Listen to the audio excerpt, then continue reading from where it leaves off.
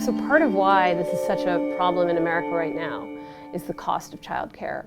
Right now it can be up to 30%, even 38% of a middle-class family's salary. We're talking in New York City or New York, $10,000 to $30,000 per year. So if you're thinking, a middle-class salary is between $42,000 and $125,000, that's a huge chunk of anybody's earnings. So how are we going to take care of our kids? How can we actually pay to have children?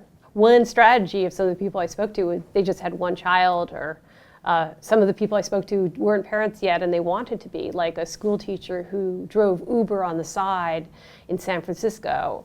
And what he made, what in other places would be a middle-class salary, but because of the cost of living, the cost of rent, he had to take a roommate, he had to put off having a family, he was in his 40s, and he had to drive Uber, where he was grading papers while he was at a stoplight.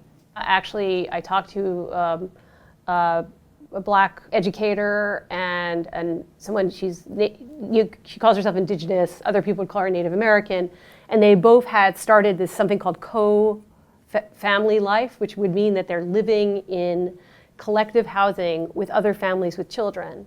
And partially the reason they did this was because their parents, having been working class African Americans and Indigenous people, didn't own homes due to the history of racism.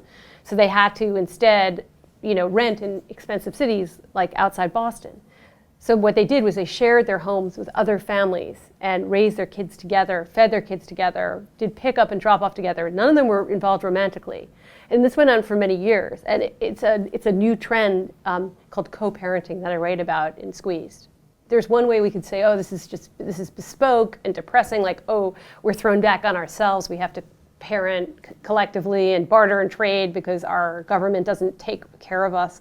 But another way to think about it is it could be revolutionary, like this is a new family formation where you don't have to be romantically or biologically connected to other parents, but you can still live together in a community with them and share cost of living, but also responsibility. I met a bunch of them, and I was actually really envious. It's like, because a lot of middle class life is pretty isolated. So I think things like co-parenting, in some ways, it's two birds of one stone, because it's like there's the isolation and then there's the economic fragility of being middle class family. So it's an economic necessity co-parenting. There'll be people who are computer programmers who I met, or a teacher, or other kinds of professions, like they weren't a social worker. They were classic middle class jobs.